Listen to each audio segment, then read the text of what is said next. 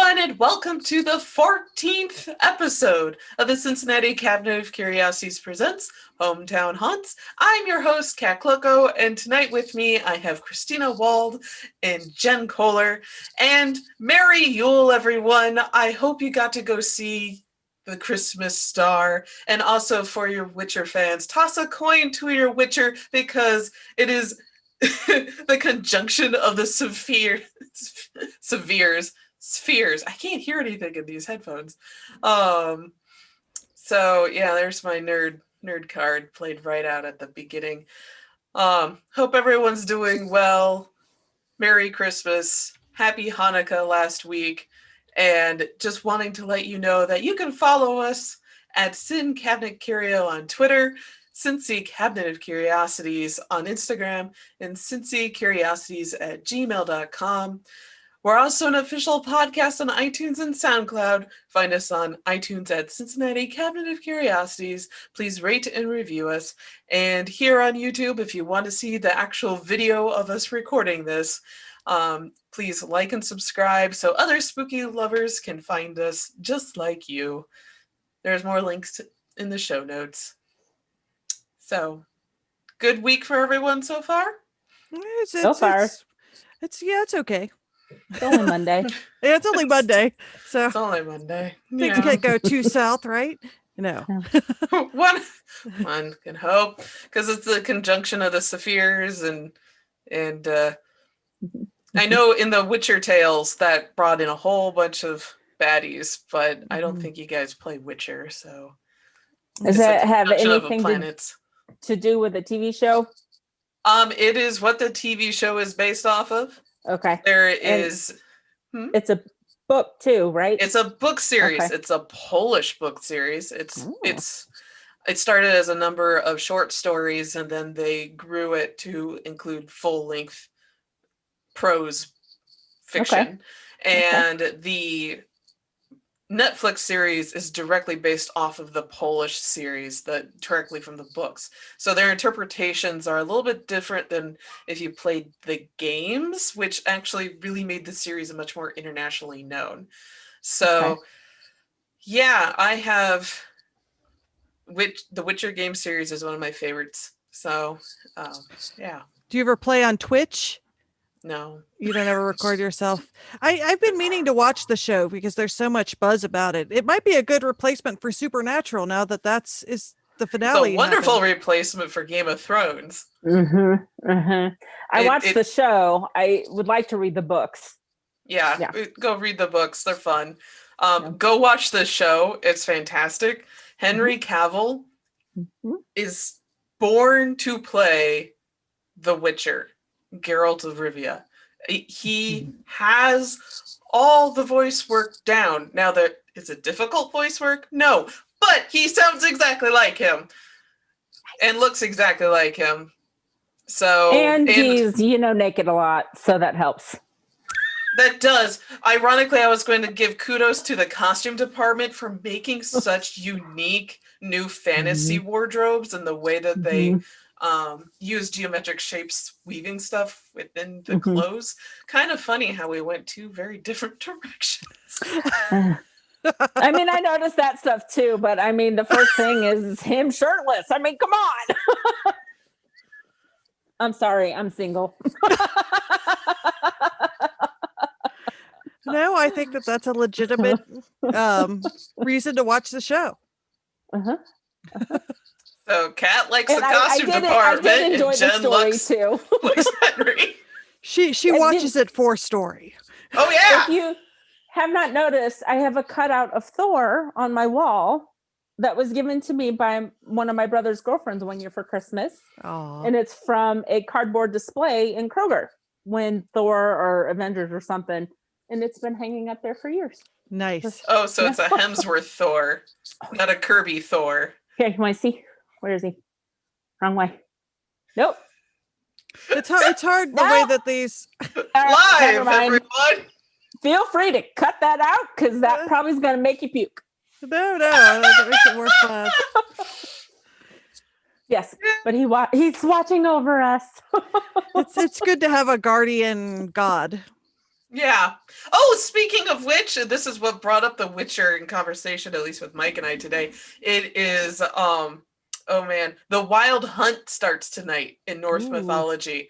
And The Witcher, the Wild Hunt, or Witcher 3, is how we brought it up. And we're just like, oh yes, the Wild Hunt is totally tonight. And we have the Christmas star and the conjunction of the Sephirs. And the two of us were just completely nerding out about it on the way home, which speaks just the weird thing that I did tonight was went out with our telescope and saw the conjunction of Jupiter and Saturn. Which we'll post cool. a picture. You posted some. Yeah. We'll share those with Terribly everybody. grainy photos in the dark park. So we took out our telescope, which is just a very standard telescope. We could look through it and see Jupiter's moons and Saturn's rings. And it was really cool. We were also teaching other people how to find it in the sky. It was moving pretty fast, but where we were in Alt Park in Cincinnati, and when we were there, it was clear out. So we were guiding people as to how to see it, and because a lot of people were looking due south and are like, we don't see anything. We see a lot of mist and we can see the moon. And I'm like, yeah, let's You gotta turn you a little bit. Look up about 20 degrees and boom, there it is. So as a way to support the local comics community, we've decided to feature a comic each week. So if you want to be featured, please do email us or contact us on social media. And do you want to tell us about the comic feature today, Kat? Yes, this one we're really excited about. We're featuring our friend Jay and Dylan's series Mest. And Jay and Dylan we're in the first installment of the Cincinnati Cabinet of Curiosities. They did the wonderful chapter on the mermaids of the Ohio River. But their main work is Mest. So J.P. Kalagayan and Dylan Spieg will release the next installment of their underground success, Mest Season 3, Boots On. Fans will be able to binge the latest from this critically acclaimed series, with the digital issues becoming available December 9th. So they're already available for you to read. Mess gives us a creative look into the weird, wet underground of the sewer system, with a strong, likable lead and fun science fiction embellishment. So that's what Outright Geekery wrote about Mest. Shall I keep going with the release? I think that's probably enough. We'll show some pictures, and season 3 looks really good. They have some new characters that they've been kind of teasing on social media, and they have a inside cover by David Mack that looks amazing. And Jay has posted some process shots of that, and so there's a lot of exciting stuff in the issues. I just got my email, so I'm looking forward into digging into that. But everybody will put the information and links for you to read your own. You can also, does he have everything up on Webtoons? Can you catch up on season 1 and 2 if you follow on Webtoons? Let me check my Webtoons app really quickly. Let's see. Oh no, this is a terrible time for me to be logged out.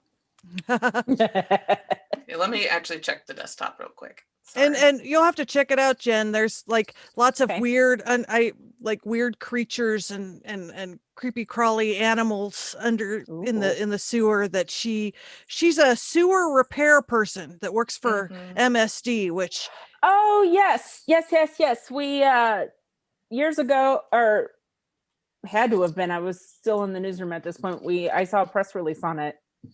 Yeah, he's really good at there it is. We did a story. Sci-fi. We did a story on him because it's for not for, but is it based in Cincinnati? Yes. Yep. Yeah.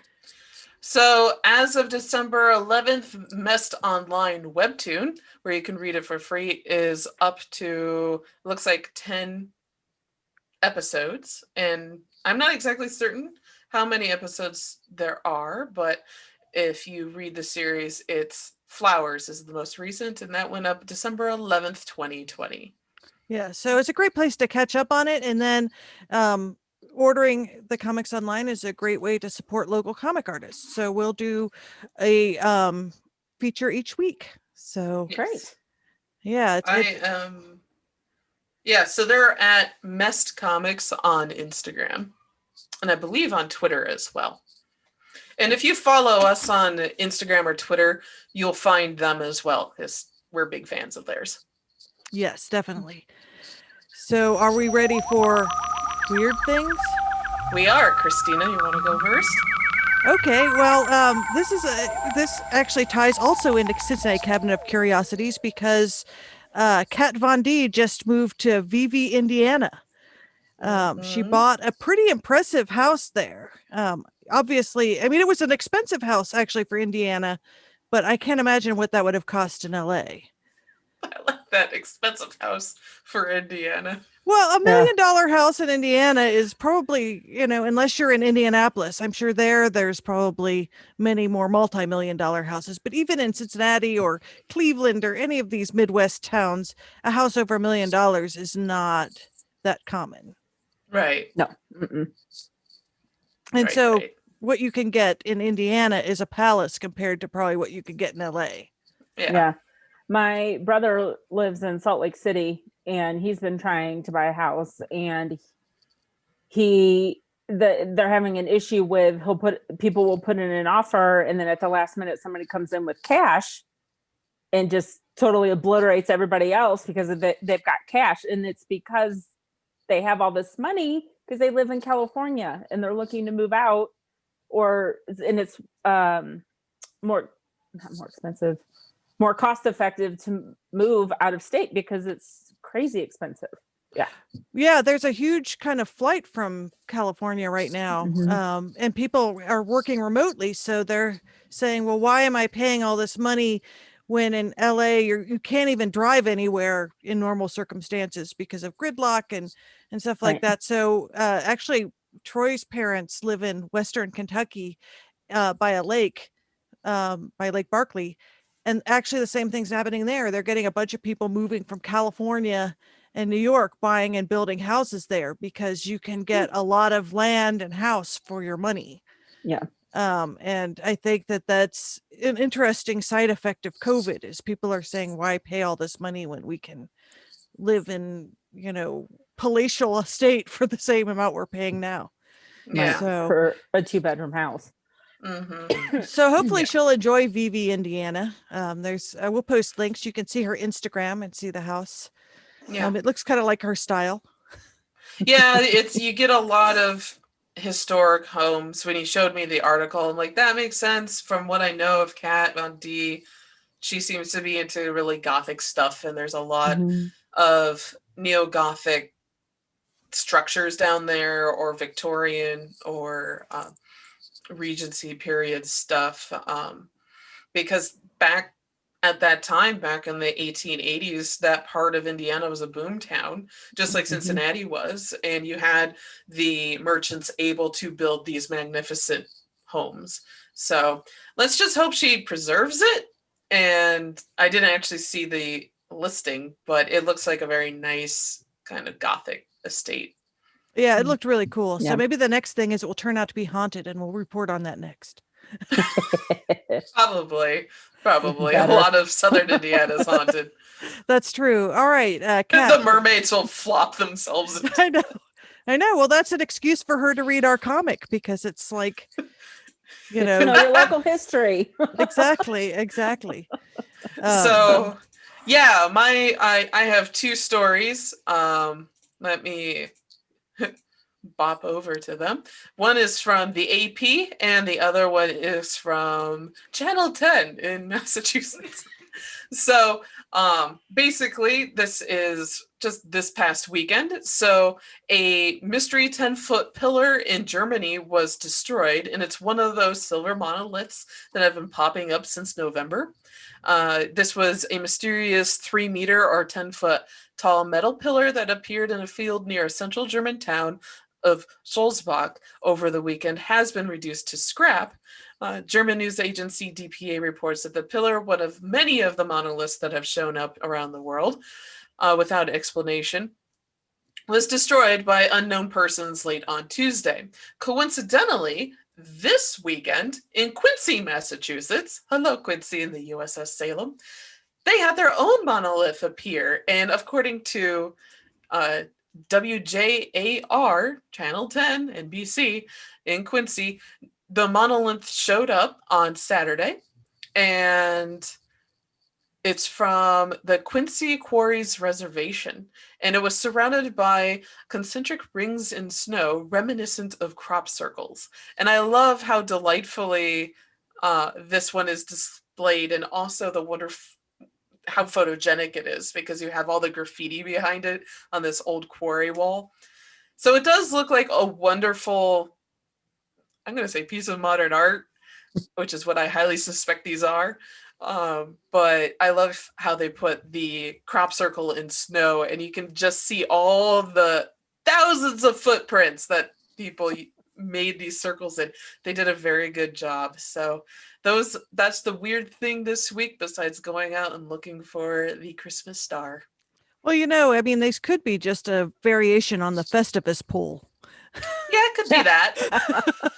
I mean, I think people have a lot of grievances this year, so Yes. that would be kind of interesting if people just started putting up random Festivus pools instead of these monoliths. I mean, a pole is kind of a monolith, so Yeah. just saying. Say if people start dancing around it, run. That's true. That's true. Mm-hmm. Yeah. All right, Jen, what about yours?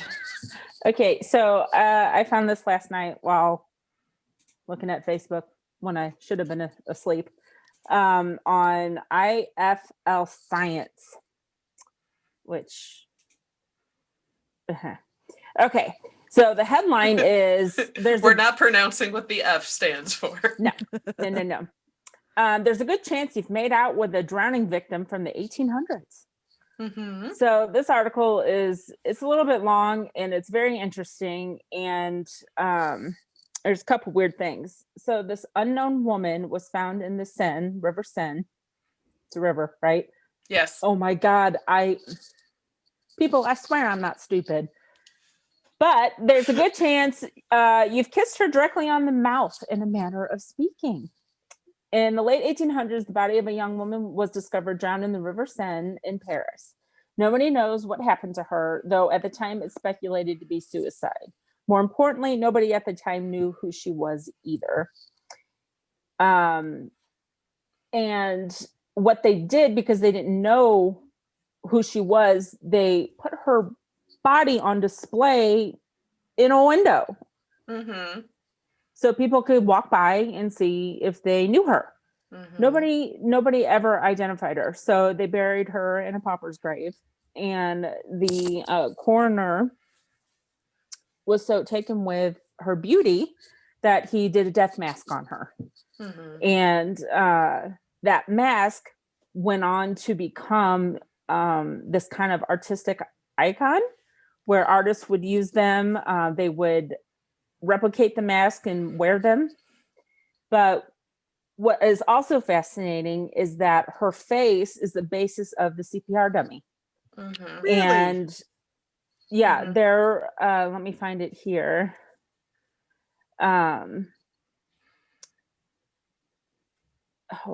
Esmond S. Ladro. Sorry.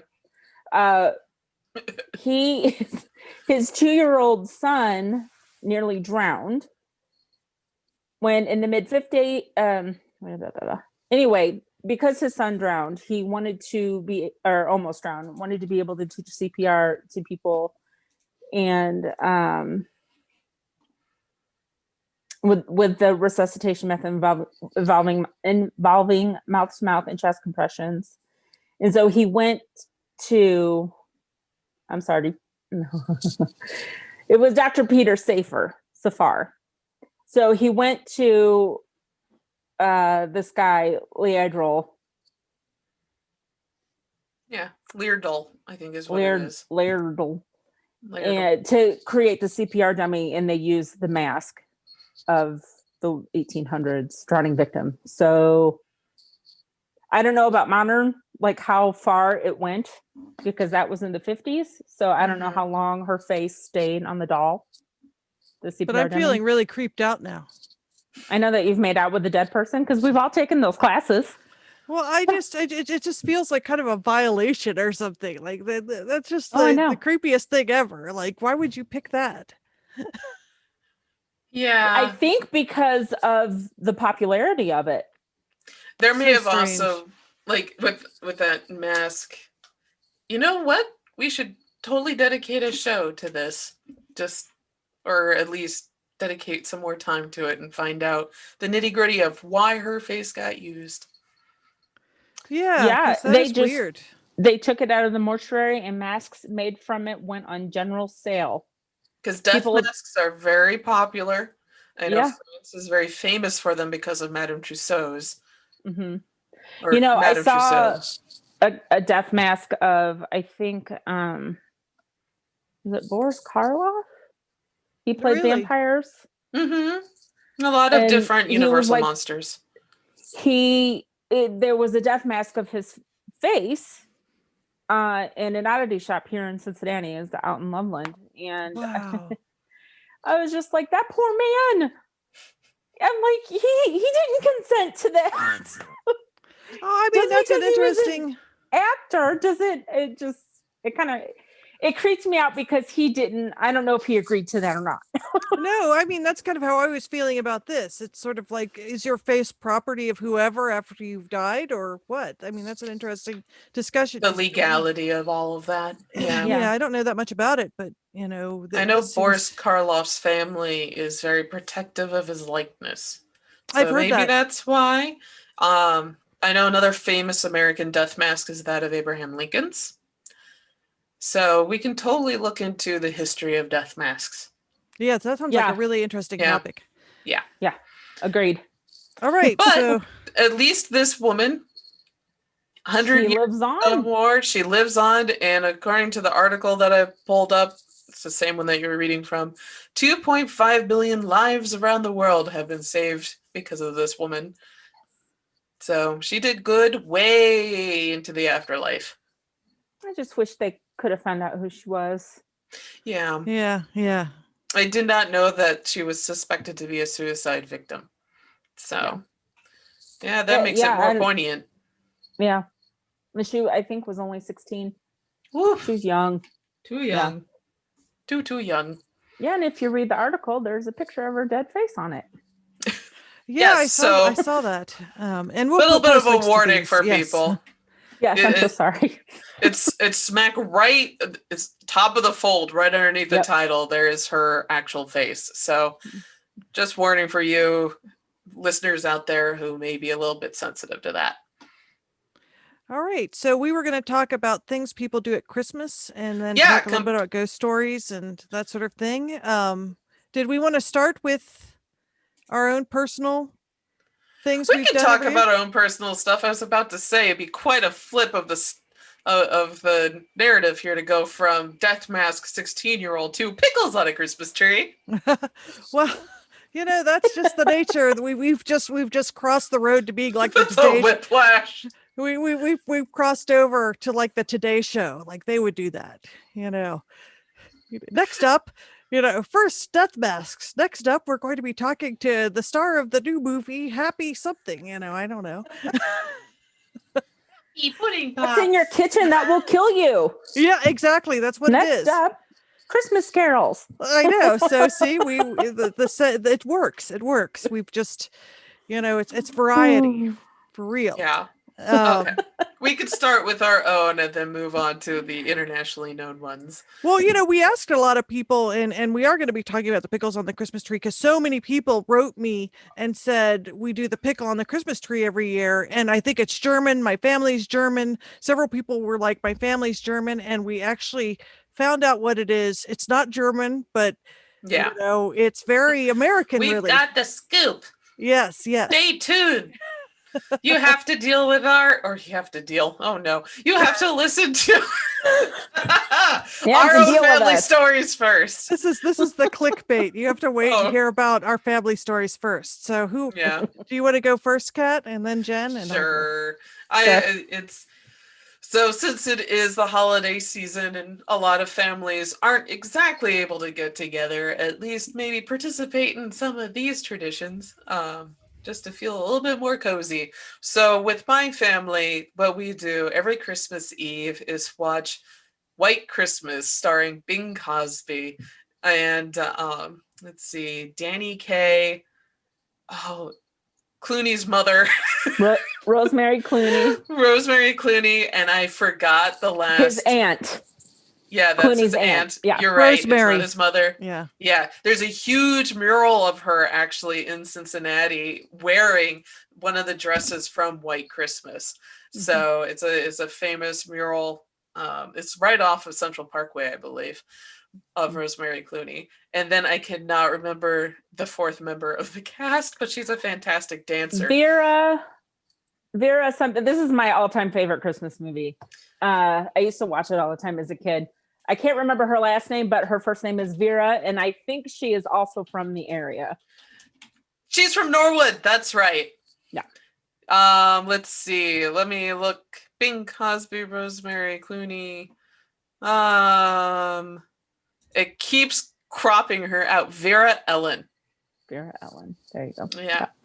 So, yeah, Vera Ellen, who's from Norwood. So we have a lot of Cincinnati locals in this movie. Half the cast is from the Cincinnati tri-state area.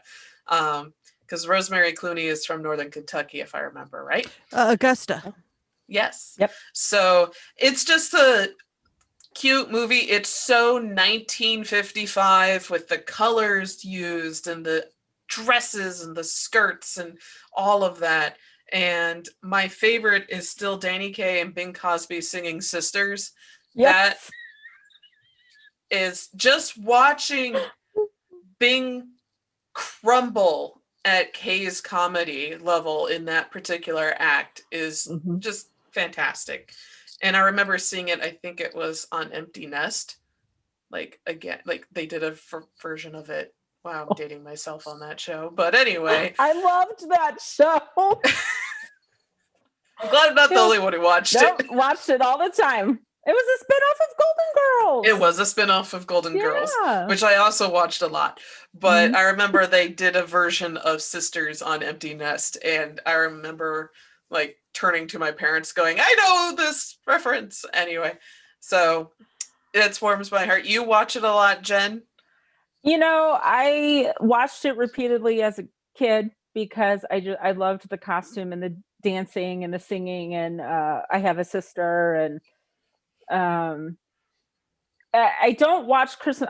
As I got older, you know, I grew up in the 90s, child of grunge. I mean, I hate Christmas.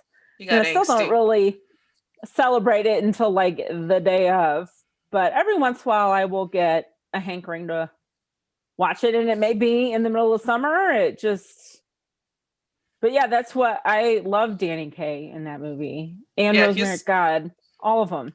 Choreography took me a long time to appreciate until I was an adult, and then now I love it. I think it's one of my favorite music acts behind Sisters. It's just, especially when you compare it to like the Rodgers and Hammerstein musicals and how they would do this breakdown of modern dance in the middle of the musical. Oklahoma, I'm looking at you, where it's this random, suddenly interpretive dance, an interpretive song, and colors, and it just does not fit. But in choreography in this, since they're making fun of it with Danny Kaye, I love it. So it took me a long time to appreciate that number. Yeah.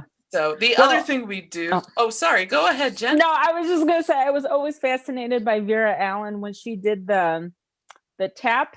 Oh gosh, yeah. And the camera goes, and how tiny she was, but I'm like, how can she move like that? Like fitness. So I showed this movie to my sister-in-law a few years ago, back when, families could get together, the before times. And yeah, Vera Ellen, her weight immediately strikes people. They're just like, holy crap, she's thin. Yes, she was a tiny person, just like Audrey Hepburn was a tiny person. And I think they had her waist really cinched up, so she looked even smaller. And there's a lot of anorexia rumors, which her family tries their best to dispel. That woman, if she had anorexia, would not be able to dance the way she does. No, I mean, I can't even imagine how many hours they spent on set. She's just muscle. Doing those. You can't keep weight on. No, doing that. no.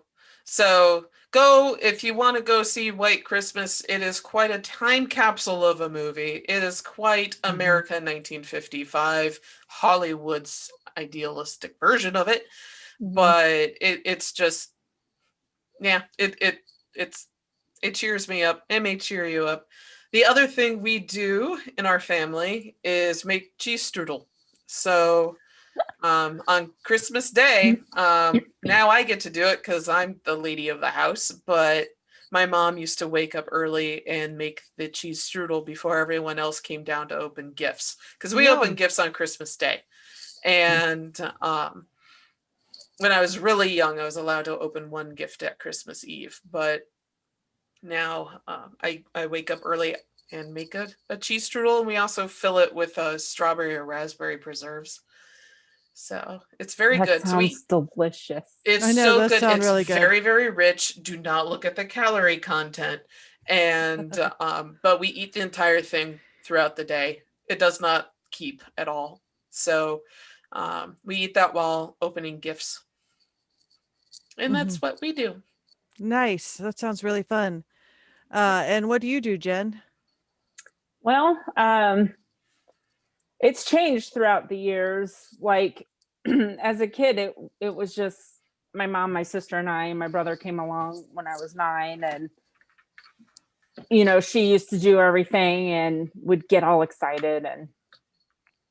And we used to open the one gift on Christmas Eve, and then do it all in the morning. But as we got older and we moved here, my parents owned a restaurant, so Christmas Eve was always super busy. So when I was a teenager, we would all work that night, and we would close early, and then we would come home, and then at midnight we would open our presents so we could sleep in the next day. Right. And so that kind of continued as we got older, like through college and in my 20s and 30s. And then with my mom being sick, she couldn't do everything that she wanted to these past few years. So now it's started to revert back a little bit to my sister, because she has the kids, and now it's changing this year because my mom died this year. So not to bring it down, but so I don't really know what our traditions are going to be. They're changing again, but we always used to do the Christmas Eve at night, or the presents at night. We'd sleep in the morning. My mom would cook all this stuff. We would have breakfast casserole with a ton of sausage and cheese. Oh, wow, and cheese ball and Chex Mix and oyster crackers and cookies. My mom started making cookies in flipping September. And my God, we always had cookies. And my sister this year was like, I'm going to have all the recipes, because we always end up throwing them away. I'm like, but I want leftover cookies till January. Yeah, you kind of need those. Like Mike's mom actually sent us 3 boxes of cookies. Whoa. Whoa. Yeah. Wonderful. So we already have cookies, and I was like, I was going to make cookies too, so that I could play with, not play with. Maybe Well, you could maybe you could freeze them if there's ones you don't want to eat. No, they're all good. We're going to eat them all. I know, Are you right? kidding? You have to. So was there a movie your family watched together every year? Well, when it was just my mom, my brother, and my sister and I, before she met my stepdad, or even when she married my stepdad, he was never there because he was always working at the restaurant. But we would go to my grandma's, and we would spend, like the weekend before or after Christmas with the cousins and the aunts and uncles, and we would all sit. My grandma's one TV. We were all on the floor with her popcorn made in the stir crazy, covered with tons of Oh my gosh, salt. I forgot about stir crazies. Mm-hmm, Wow. Mm-hmm. And we would watch A Christmas Story. Oh yes. Every year. Year. We watch that with Troy's parents every year. Yeah. Yeah. I have a We stir don't crazy watch it. bad person. No. Although I haven't watched it in years. We watched it last year. We watch it every year because they run it 24 hours. And that's true. That's true. So But yeah. fun things is that I think it's supposed to take place in Hammond, Indiana, and which was not too far away from where I grew up, but it was shot outside of Cleveland. Yeah, you could visit the house. You can visit the house. So, Yes. and my family is from Cleveland, so we had that played to death in our house. My dad loved it. So to this day, I can't watch it, but I still enjoy it. I like it when we watch it at Troy's parents' house. My uncle has the leg lamp. Nice. He also has in their downstairs bathroom, which the guests use, has a little leg lamp nightlight in the bathroom. So yeah, it's a big family thing. Well, that's good. It's a good movie to do that. Like Mike's family loves Chevy Chase's Christmas Vacation. That one's also funny. I like that one. Yeah, so that one, White Christmas and Christmas Vacation, get watched back to back at least on Christmas Eve. So yeah, that's their family stuff. So yeah, and I prefer the funny movies over the sappy ones. Like I cannot stand Miracle on 34th Street or It's a Wonderful Life. Nope. Can't. I want to punch people when I watch it. I'm so sorry. Okay. People are screaming at us when they're listening or watching us. Like, how could you not like Miracle? It's a Wonderful Life, Miracle 34th Street. Like, Okay, before we go into mine, I'm going to run out and give the cat the pill. So I'm going to mute and I'll be back in about 5 minutes. Okay. So, we can reminisce about White Christmas. Well, yeah, I'm going to tell you, Rosemary Clooney's house is a museum now. And I did not know that. They have the sister dresses there. Oh, wow. It just blew out everyone's ears. Yeah. Sorry, everyone. I've been wanting to go and see it. Yeah, after she passed away, they turned her house into a museum. Oh, fun.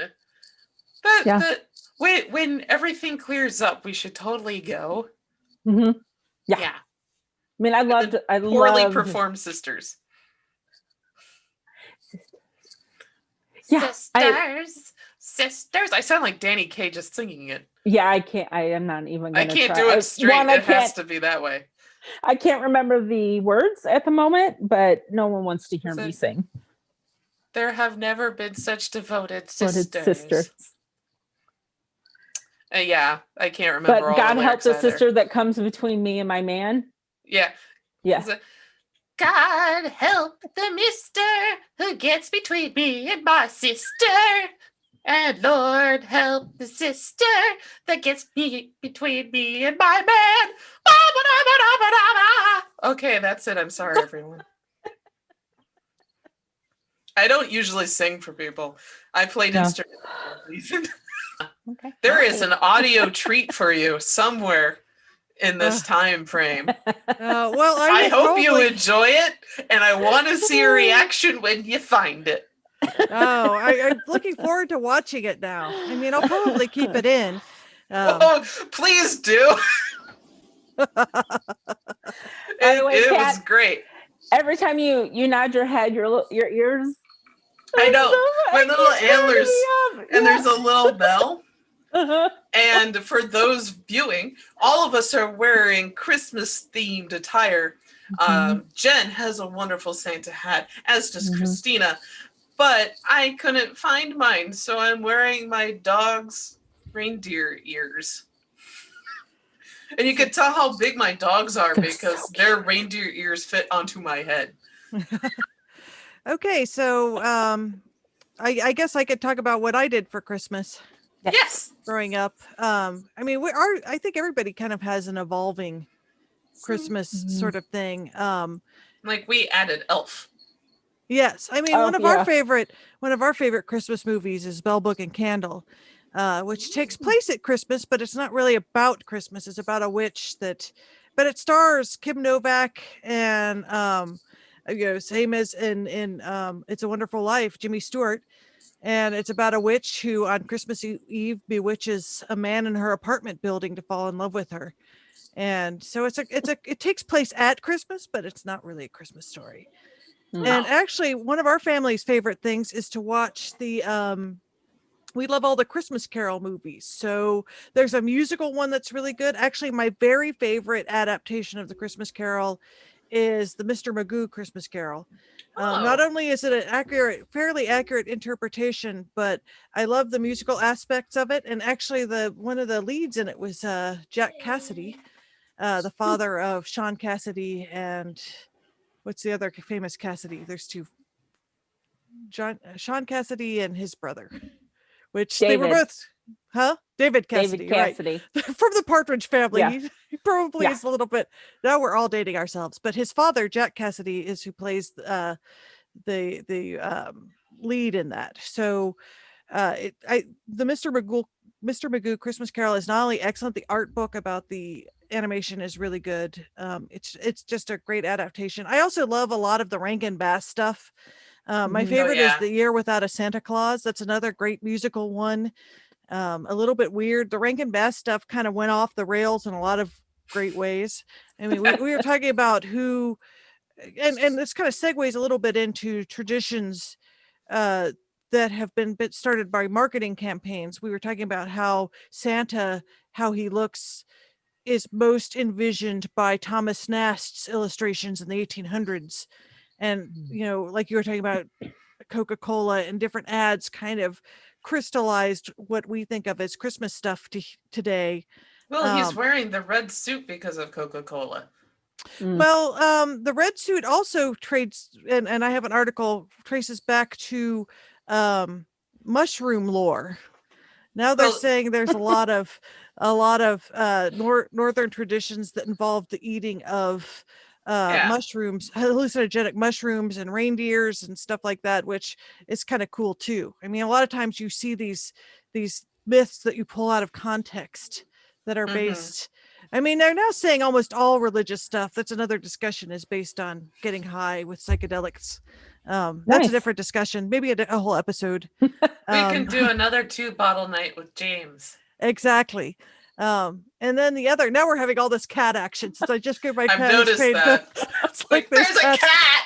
There's cats everywhere now. But our Christmas celebration, I don't feel like we always had the Glockenspiel, which is the little with the candles that you light, the 4 candles, and it makes the little spinning thing.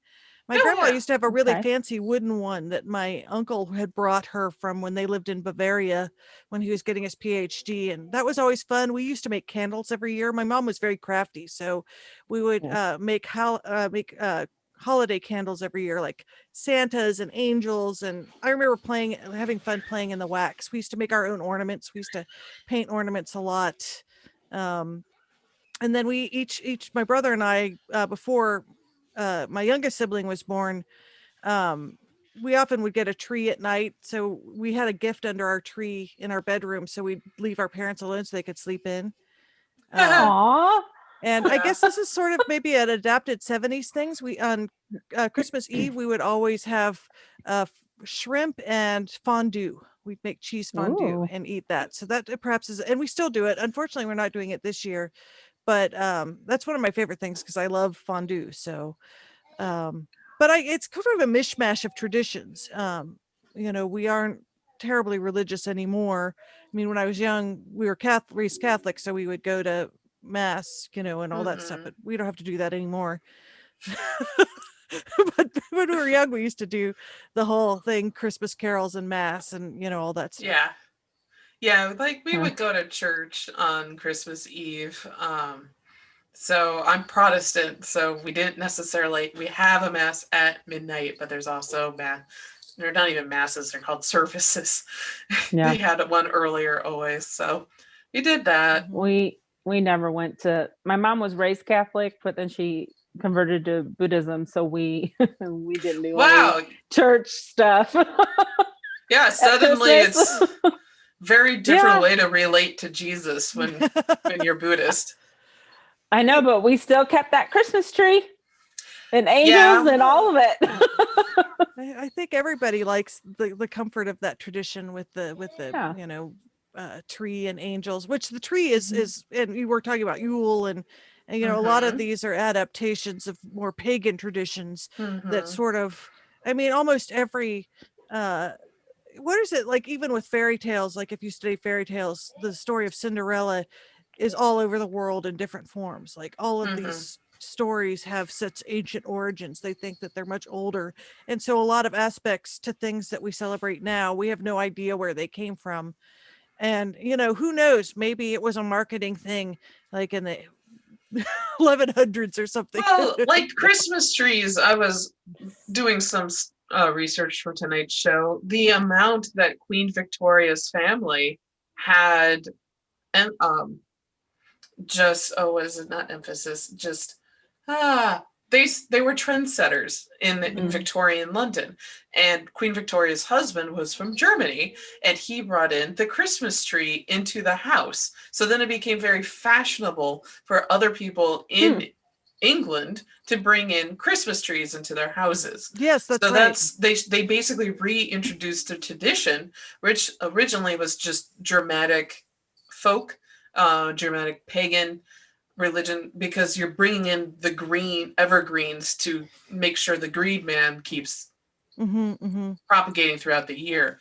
And then like tonight is Yule, is when we're filming it, which is basically a pagan festival of lights. You want to keep your lights on to preserve the sun so that it comes back in the spring.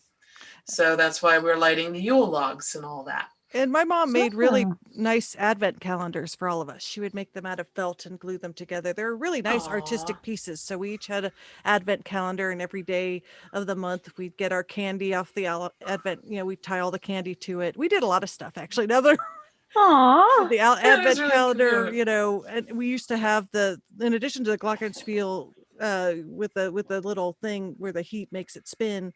A big Catholic thing is having the 4 candles that you light each week before. There's 3 purple ones Advent. and one. The Advent wreath, I guess is what it's called. And so the 3 purple and the 1 white candle. Yeah, I always thought it was fun as a kid to, sing Christmas carols and go out. We used to go caroling and, a lot of stuff like that. I think people still do a lot of those sorts of things. Probably not so much this year.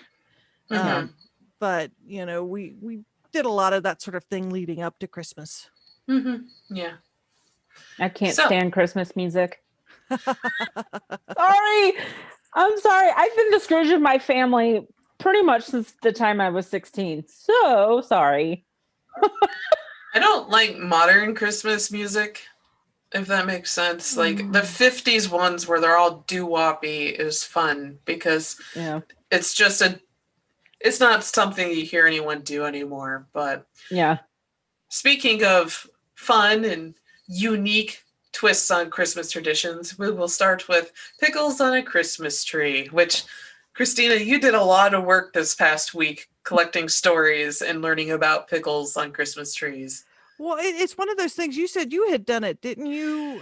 Both of you had been involved with having a pickle on the tree. And yes, that was one of my family's traditions. Was my mom would hide the pickle, and that doesn't sound like a euphemism for anything.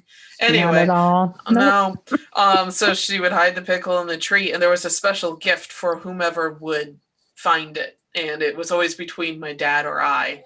And then when Mike got in the picture, it became a 3-way. Oh wow. This is starting to be like a Frasier episode. All right. So somebody would win. It was usually some chocolate or the last piece of strudel or whatnot. So that's a really, that's something we never did. After listing all the stuff we did, painting ornaments and decorating cookies and making candles, we never did have the pickle thing. So I guess we just didn't shop enough at Woolworths, which is what it turns out. And it's interesting because so many people have been like, many people's families in the area have come from Germany and stuff, but unfortunately the pickle ornament is not from their German traditions, and they don't do a pickle ornament in Germany. Apparently Woolworths had a lot of vegetable blown glass ornaments, and it was a marketing. This actually should probably go in a marketing textbook because It probably isn't one. People buy, there was a way to sell them. They came up with a story behind them. There was some sort of story about World War One and let me look this up. Let me get to the website. A true story or a fictional one? It sounds like it was fictional, actually. Okay. It was all blown hot air. Yeah, I mean, one German, it says another version of the pickle ornament tradition says that the first adult who finds a pickle, well, this is what happens, but they said it had something to do with a soldier. There was a legend, which there's always, it really, is this an urban? Cat cannot control herself tonight. The first adult who finds the pickle hidden in the tree. Well, there were a lot of key parties in the 70s, so maybe pickle parties. True. Well, why the pickle? Why was it a pickle? At least it wasn't a banana or a Not any carrot. better. No. There was one thing here where it had something to do with Pickle juice on an open wound? That would sting. that. Really would sting. Why did they use like holly berries? Like, okay, no, that would look worse. Think about blown holly berries on a Christmas Okay, tree. there are two far-fetched stories linking the pickle to Christmas. One features a fighter in the American Civil War who was born in Bavaria, an area which is now Germany. He was a prisoner and starving. He begged a guard for one last pickle before he died. Now, no laughing, cat. The guard took pity on him and gave the pickle to him. The pickle gave him mental and physical strength to live on. The other story is linked to St. Nicholas. It's a medieval tale of two Spanish boys traveling home from boarding school for the holidays when they stopped at an inn for the night. The evil innkeeper killed the boys and put them in a pickle barrel. That evening, St. Nicholas stopped at the same inn, found the boys in the barrel, and miraculously brought them back to life. There is an old legend about St. Nicholas rescuing boys from a barrel, but the barrel was originally holding meat for pies, not pickles. So it's most likely that an ornament salesman with a lot of spare pickles to sell invented the legend of the Christmas pickle. Huh. So it says the city of Berrien Springs, Michigan, also known as Christmas pickle capital of the world, has an annual pickle festival held during the early part of December. So really, this kind of fits into your classic lore of an urban legend, sort of, no flaming skulls, but I think that we should add one to the Christmas pickle story. Christmas would be much improved with a flaming skull. I think so. That has to happen. Yeah. That's how they were brought back to life. They were set on fire. Exactly. I'm sure, a lot of legends are sometimes can be something innocuous like this. Yeah. But it sounds like a lot of people sort of made up their own sort of St. Nicholas thing. But if you do that every year with Christmas, don't let that diminish your enjoyment of Yeah. It's just one of those things that, when you look into them, it turns out, that's probably true of a lot of stuff. We're not talking about Easter at the moment, but a lot of the Easter bunny stuff was kind of linked to fertility rituals. Yes. Yeah. Now that I think about it, I think the ornament my mom does have is from Berrien Springs.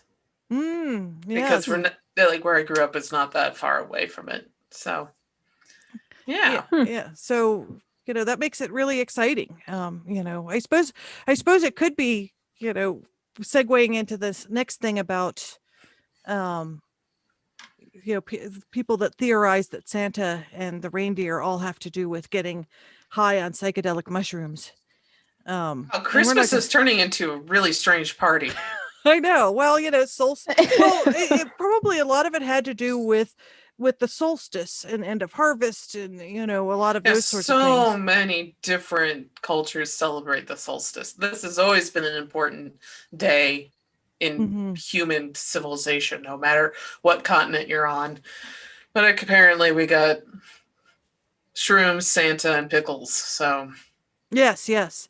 There are This is worse things. rocking. Yeah. Well, the We have a pooping log later, so the Amanita muscaria mushroom, which you see a lot of times in fairy art. Like I'm a big fan of Victorian fairy paintings and stuff, and they're the really pretty white mushrooms with the red cap with little Oh, white yeah. spots on them. Those Mhm, get mhm. you. Those the are Mario mushroom. Uh-huh. Yeah, I was they're just gonna say that. hallucinogenic.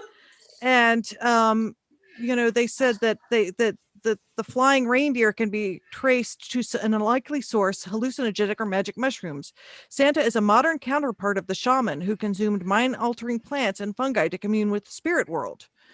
And it says that Arctic shaman gave out mushrooms on the winter solstice. According to one theory, the legend of Santa derives from shaman in the Siberian Arctic regions who dropped into locals' teepee-like homes with a bag full of hallucinogenic mushrooms as presents in late December, Rush said. As the story goes, up to a couple hundred years ago, these practicing shaman or priests connected with the older traditions would collect the Amanita muscaria holy mushrooms and dry them and then give them as gifts on the winter solstice. And it says that the mushrooms live under pine trees. And it says reindeer were the shaman spirit animals. And they said that they think that, and they said the shaman dressed kind of like Santa Claus. They were in a red fur coat. And the mushrooms abound in Christmas iconography. And they said that Rudolph's nose resembles a bright red mushroom. Now, when you talk about Rudolph as mushroom imagery, I don't think I think Rudolph is a pretty recent invention as well. I think that some of the stuff might be coincidental too. I mean, I think that some of these articles perhaps attribute a lot, but perhaps that's how any kind of legend starts. There's a grain of truth, and then we kind of say, oh well, this is related to this, and it's like, well, Rudolph, I think, was also like the names of the reindeer were attributed to the Thomas Nast writings that they did in the 1800s was it for Macy's? Let me see. I think it was for a department store. It sounds like Macy's. Yeah, well, I mean, they That still or have the Marshall Macy's. Fields. Yeah, so there's been a lot of recent imagery too that's kind of played on these earlier images. But I'm sure if you do a lot of research, there are a lot of packed into those saints days. A lot of saints days in Catholicism are repurposed pagan celebrations that have been, and actually, when you think about it, when you were converting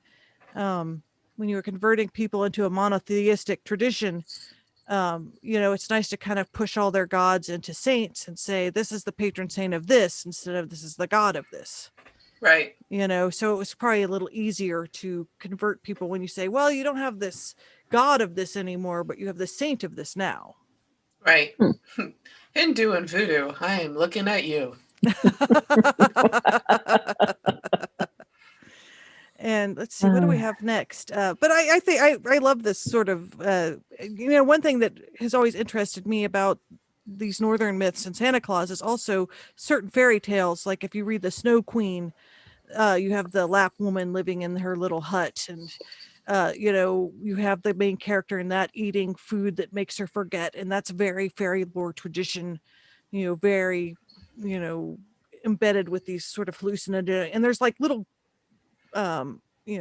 bits of fairy lore in a lot of fairy tales dealing with hallucinogenic stuff, lost time, that are kind of random. And then it's kind of interesting because certain fairy tales then sort of glom on sort of a Christian tradition on top of these old pagan myths. Right. With people having lost time and eating foods that make them forget and seeing weird things. But then, oh, there's Jesus. Yeah, it can also be spirited away. Exactly. Which Jesus, the original zombie. Exactly. Yeah. Those are jokes for Easter. Sorry. Did you want to talk about the Yule Log? Oh yes, I can go a little bit into the Yule Log. Did I think I forgot to. Did I put it on here? Yeah, it's down. Scroll down before the Walker of the Snow. There is. It says after. I'm sorry, I posted a lot of stuff about hallucinations. Yeah, you were probably like, "What's she doing?" Yeah, I just have one tiny link, and You're like, Let me. where's all this mushroom stuff here? No, that's fine. Let's see. Where did my pooping Yule log go? Doo-ba-doo. I got too many No worries. things open, and we're totally going to cut this out. All right. I don't know. I kind of like that song. It sort of gets us into the Christmas spirit. I mean, people say that people don't break into song, but they really do. Oh, I do all the time. I make my own little theme songs too. Nice. Like, it's yeah. So I want to share with you the wonderful story of the Catalan Yule log, and its name is Tio de Nadel. And I'm sorry, everyone that speaks Spanish or Catalan. I do not, and I'm going to butcher everything. So, I love this little Yule log. It is not the Christmas treat that many of us, such as Jen, know about, which was that cream-filled log that you eat during the holiday season. This is an actual log with a face painted on it, a little blanket placed over the back end, and on Christmas Day, you beat that log and tell it to poop. This is a weird episode, everyone. Mm-hmm. And that does what? What's that for? It is Why? a character from Catalan mythology relating to Christmas tradition of widespread Catalonia and some regions of Aragon. So Aragon would be Catherine of Aragon, the first wife of King Henry VIII. Anyway, a similar tradition exists in other places. Let's see. I cannot pronounce those things to save my life. So, Sac de Nadal, or in Aragon, it's known as Tizon de Nadal or Toza. So, in Catalonian homes during the holiday season is a howdalt log with 30, which is about 30 centimeters long. And like I said, they put a little face on it and they name it Tio. And it stands up on little stick legs. And like I said, they put a little blanket over it. And let's see. Oh, and I like this. It also notes enhanced with a litter of red, like a little sock hat that they put on top of it to make it very festive. This is awesome. Yeah. Are you looking up photos of Yule No, logs? I'm reading the song. Oh, yes. We may have to bleep out the song a little bit. Let's see. So, beginning on the Feast of the Immaculate Conception, which is December 8th, one gives Tio a little bit to eat every night, and then usually covers him up with a blanket so he will not be cold. Yes, they have gendered this log. The story goes that in the days preceding Christmas, children must take good care of the log, keeping it warm and feeding it so it will defecate presents on Christmas Day or Christmas Eve. On Christmas Day in some households, or on Christmas Eve in others, they put Tio partly into the fireplace and order it to defecate. I think that this is a tradition I wish I had kids for to start. Yeah, I would totally just to sing the song. Yeah. The translation is here, and it's great. Yeah, the seems fire awfully part, abusive. Poor log. This poor log. The fire part of this tradition is no longer as widespread as it once was, since in many modern homes do not have a fireplace. To make it defecate, one beats Tio with sticks while singing various songs of Tio de Nadal. Their tradition says that before beating Tio and all the kids have to leave the room and go to another place of the house to pray, asking for Tio to deliver lots of presents. Nowadays, this praying tradition has been left behind. Still, children go into a different room, usually the kitchen, to warm their stick next to a fire. This makes the perfect excuse for the relatives to put the presents underneath the log or into the log, so that when the kids are banging it, they fall out. And of course, because you're sticking presents into a log, the presents aren't necessarily large, but I'm sure larger presents do get given that magically appear next to the log. So this song that Christina has noted is very short but sweet. There is a song that is sung during the celebration. After hitting Tio softly with a stick during the song, it is hit harder on the words kagatio. Then somebody puts their hand under the blanket and takes a gift. The gift is opened, and then the song begins again. There are many different variations of the song, and the following are some examples. And on the Wikipedia article that I'm reading, it gives us a portion of a song. It's really great. So, I wish I knew what the tune was. Yeah, I do too. I kind of. We'll see. I'll see if I can find one on YouTube and put a link.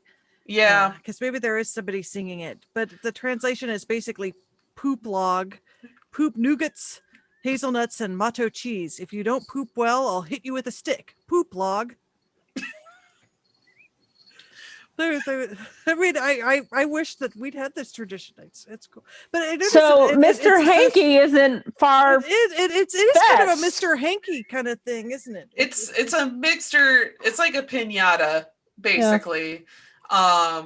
It's honestly, in the end, it's really no stranger than putting a pickle in a tree and rewarding whoever finds it first, or putting treats in shoes overnight next to a fireplace, or even filling stockings full of treats. These are all, when you look at it objectively, strange traditions that we've all adopted. So are there any? Well, that's what they had then. Like, it's not like they could go to the store and pick up whatever, they had to make stuff. Yeah. Are there other like comparative religion, like you're very familiar with Japanese? Do they have any sort of thing that is close to Christmas, but I mean, not even the same time, like something that involves gift giving? Is there any sort of comparative? So there's New Year's.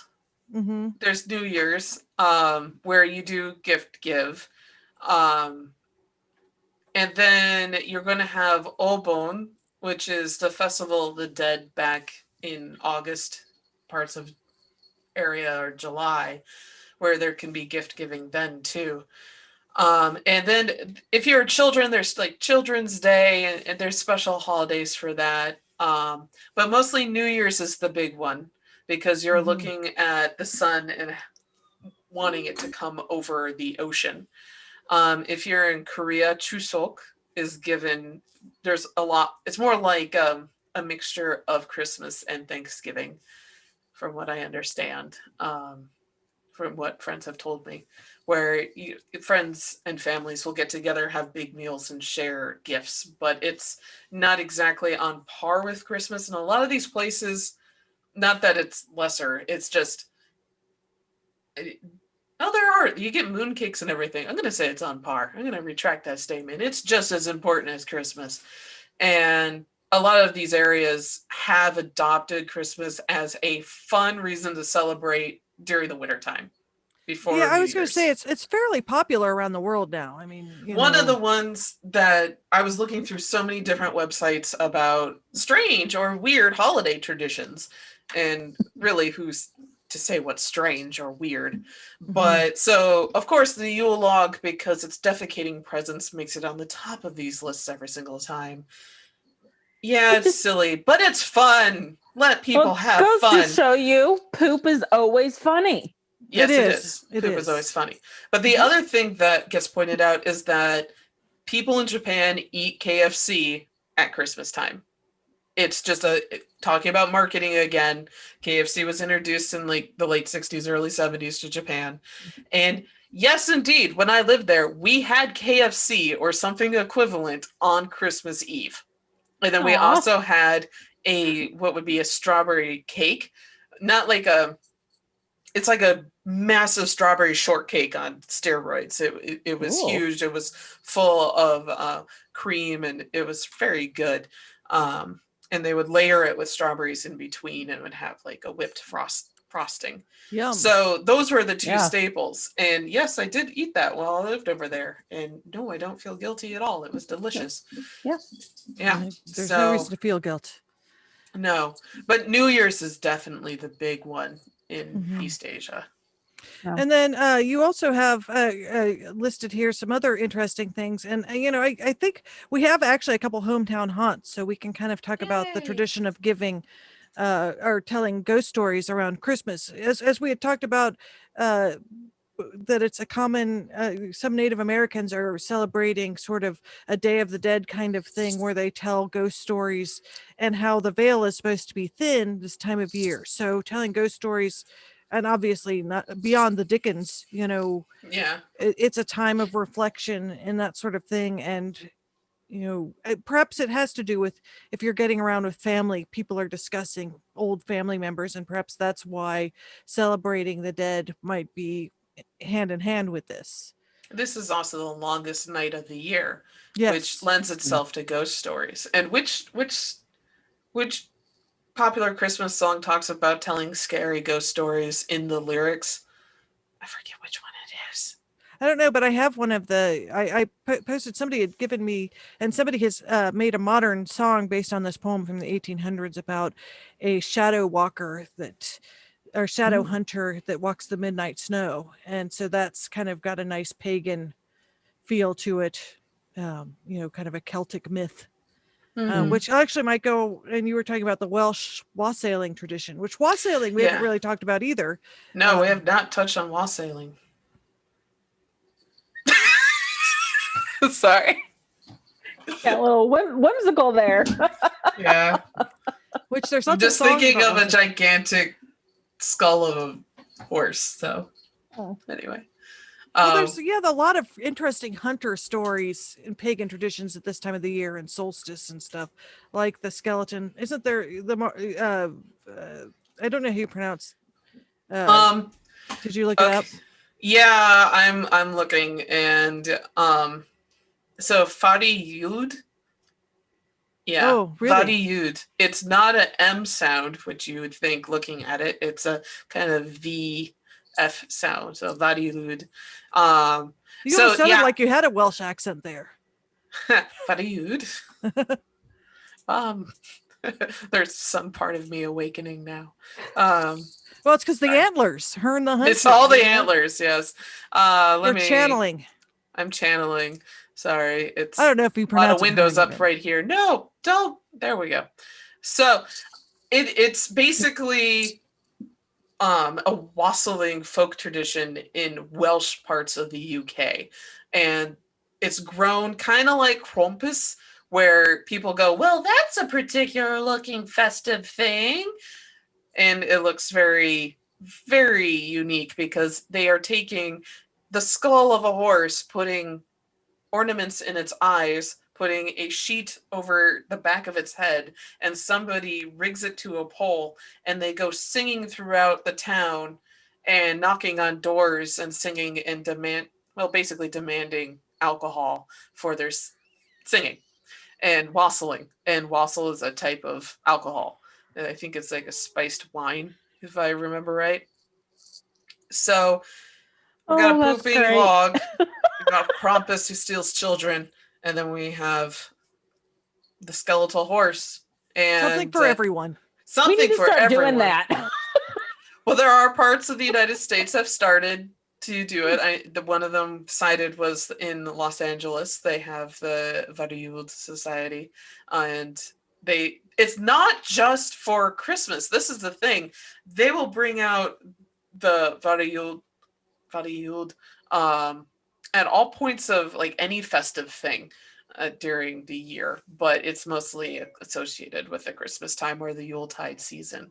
Mm-hmm. So, and the first recording of it is in around 1800. So but it may be older than that.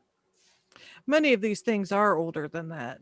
Yeah. It just depends on when people thought it was worth recording. A lot of this stuff, probably the reason why maybe there wasn't great recording of it was its pagan origins, which the Catholic Church wasn't too cool about, seeing as they killed a lot of people for being not Catholic or not Protestant. So I wonder if, like, one of the reasons maybe some of these were not as we don't know as much about is it's not like the Catholic Church probably encouraged you to talk about Yeah, they your kept it under wassailing wraps. tradition with skeletal heads. Yeah, You know, like they probably look down on, I mean, yeah. you know, even a lot of the, you know, the what the Krampus looks like, you know, is very pagan, and they Mhm. characterize that as the devil and being evil, and a lot of that was also demonizing the religious traditions of all these different tribes. Mhm. Yeah. So, yeah, that's my contribution. Is a pooping log and a horse skull. It's an awesome contribution. Hmm. Yeah, I just love I like you. I like that. yeah. That works. Sorry. No, it looks awesome. Yeah. Oh yes, and they believe that as a folklorist, E.C. Cott thinks that the original term Mary Lwyd may mean gray mare. Oh, interesting. Yeah. So Yeah, there you go. and one of my friends gave me this poem by Charles Dawson Shanley, who lived in the 1800s, about, and I suspect that this is based on the Walker of the Snow is probably based on old myths, and maybe even some of this, you know, night hunters and that sort of thing. There's a couple Celtic and Gaelic myths about that sort of thing. And so I think that this is related to that. And there's somebody put it to music, so I'll put the link so you can watch it on YouTube. It's a really neat song. Mm-hmm. And it I think it even has a little bit about Spirited Away. I mean, there's so many stories around the world about being taken by fairies and spirits, and a lot of these traditions relate to it. Um, you know, if you look at not just uh, Christmas, but some of the other, you know, holiday traditions and stuff around the world for different. And even if you talk about musicals, Brigadoon is about a fairy city that appears once every whatever years. I mean, you have all these, and I've just given the worst synopsis of Brigadoon ever. Um, but it could go on that. It could go on that thing where it was badly described TV shows. Where Poorly described TV shows. Yes, it's been a while since I've seen Brigadoon, but I just remember it kind of has that fairy theme to it. And I apologize, fans of the musical, for my butchering of it. But I find a lot of these traditions to be interesting just because they are so universal. Yeah. Yeah.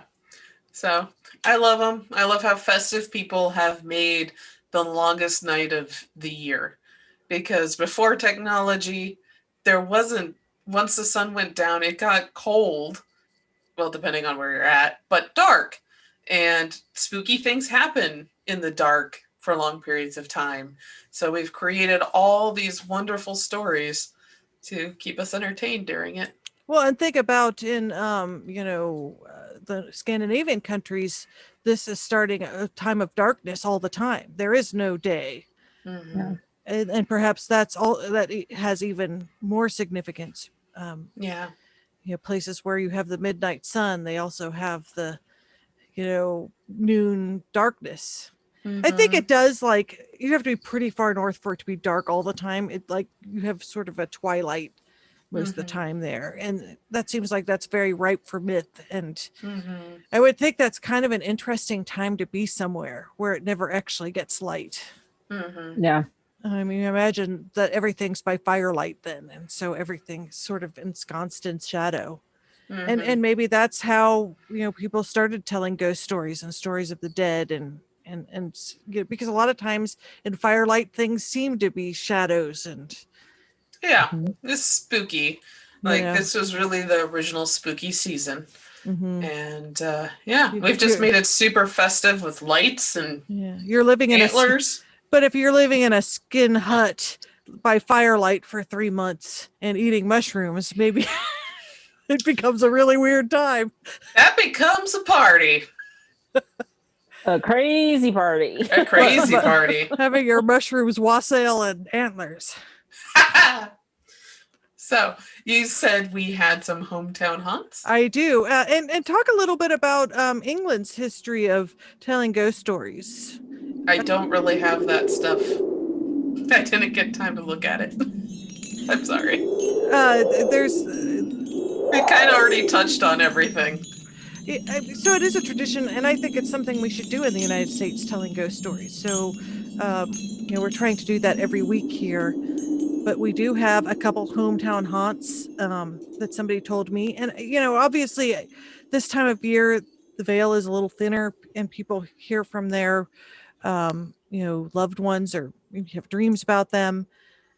If you scroll down, do you guys want to read? They're both from the same person, and we're waiting. Somebody else had a haunt that we might have him read. Okay. Tell us next week. Yeah. But this person, who wants to read which? Do you want to start? I can start. And then Jen, you want to read the other one? Sure. It's at the end. Okay. So this is just Love. Is that their name or their code name, or? I'm not sure if that's their real name or not. All right. So, like every week, we have our hometown haunt section, and if you'd like to participate, you can email us at cincycuriosities@gmail.com. For this week, we are sharing stories by a user named Love. So Love writes, "My friend just died unexpectedly on October." Sorry, I'm going to redo that again because that was a confusing sentence. Okay. Love writes, "My friend just died unexpectedly in October. 2 days after his death, I was sitting downstairs at the computer and it completely shut off. Screen went black and came back on. I yelled out to my kids, as I am computer illiterate. Both of my daughters upstairs in separate rooms said that their lights flickered, but none of the lights downstairs flickered and the TV was fine. We are on separate breakers. This has never happened before in the 25 years I knew it was him letting me know he was okay." Oh, that's a very sweet story. Yeah. And then you want to read this one, Jen? This one is also from Love. "When my grandmother died when I was 13, shortly after her death, I was laying in bed, and suddenly there was a loud knock on the wall over my head. It startled me so that literally the hair on the back of my neck went up and I felt tingling.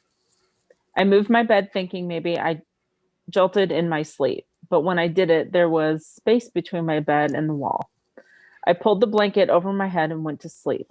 A few days later, I told Mom what happened. She just stared at me and said the same thing happened to her. She was taking her afternoon nap and heard a loud bang on the wall too. We both agreed it was Grandma saying, 'I'm here and okay.' You see, one must be open for these experiences. Messages are everywhere for those who look and listen." It always makes me think of Beetlejuice, where they said the living refuse to see the dead. Yeah. Yeah. And that will definitely, I'll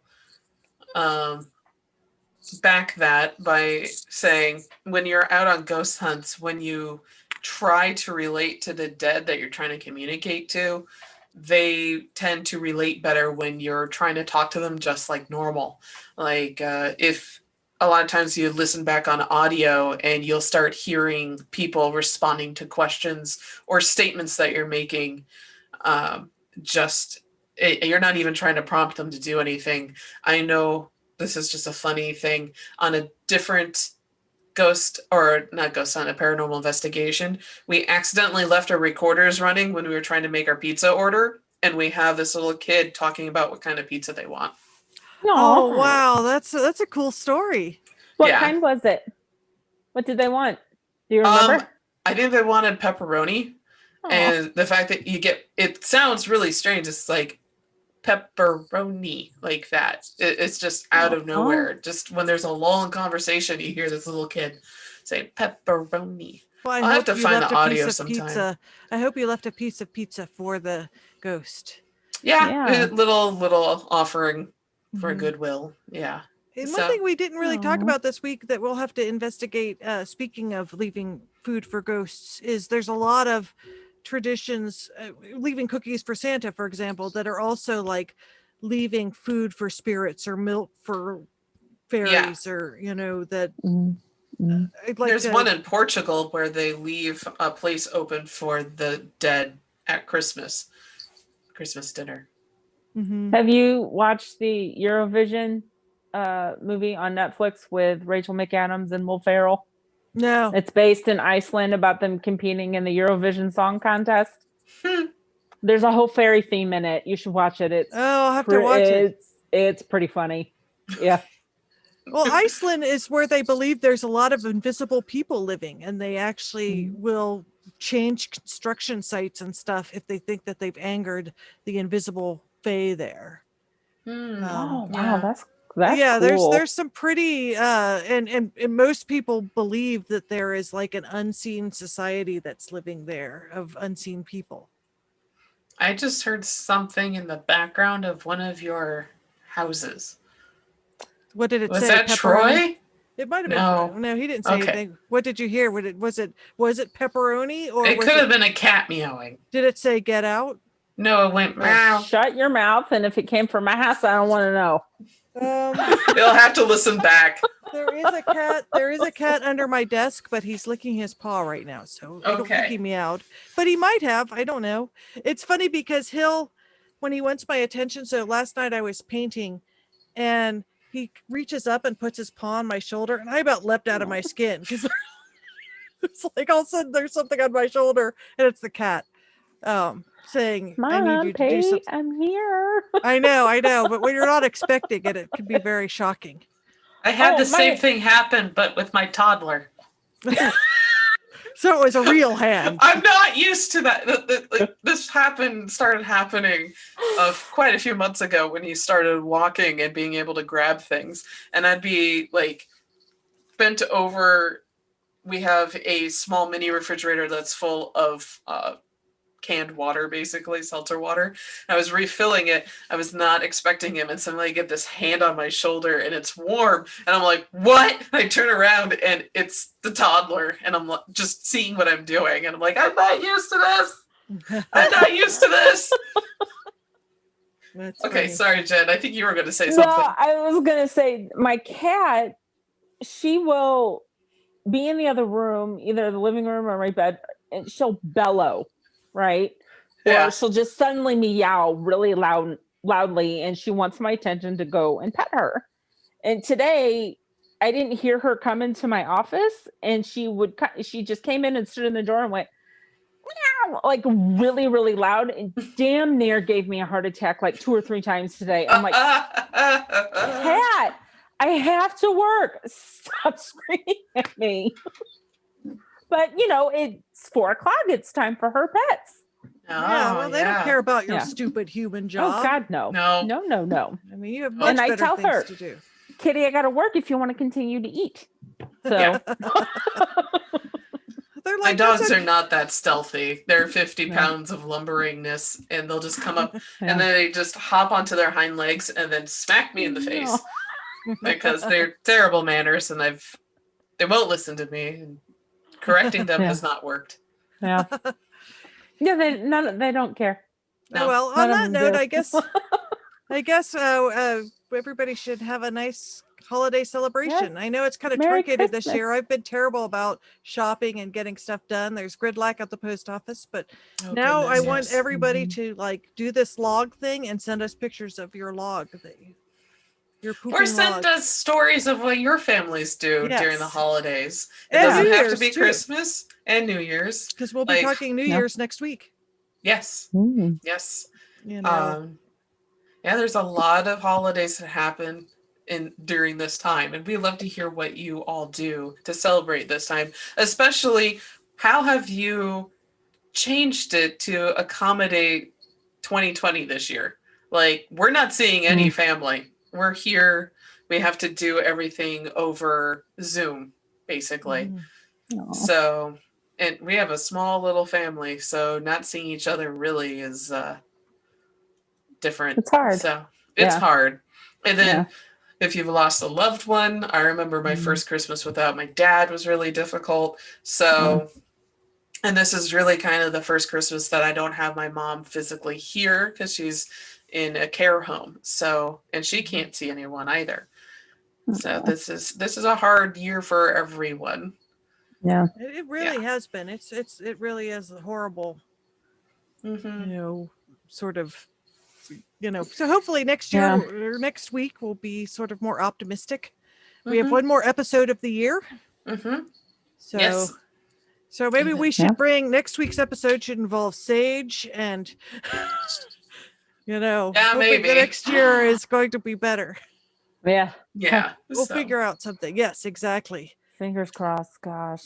I on know. that festive note, it's the Yes. end of our show. Thank you for joining us, everyone, for the Cincinnati Cabinet of Curiosities Hometown Haunts. I'm your host, Kat Klockow, along with Jen Koehler and Christina Wald. You can follow us on social media. We're at Cincy Curiosities at gmail.com to send us all your stories. We're taking your hometown haunts, and if you have festive things you want to talk about, send that in too. You can find us at Sin Cabinet Curio on Twitter and Cincy Cabinet of Curiosities on Instagram. And thank you for joining us. Happy Thank you. holidays. Merry Christmas. Happy Merry holidays. Christmas. Yes. Happy Yule. Happy all the holidays. Happy solstice. Happy all the holidays. Happy Monday. Yes. Mhm. Happy Tuesday. Mhm. Exactly. All right. Bye.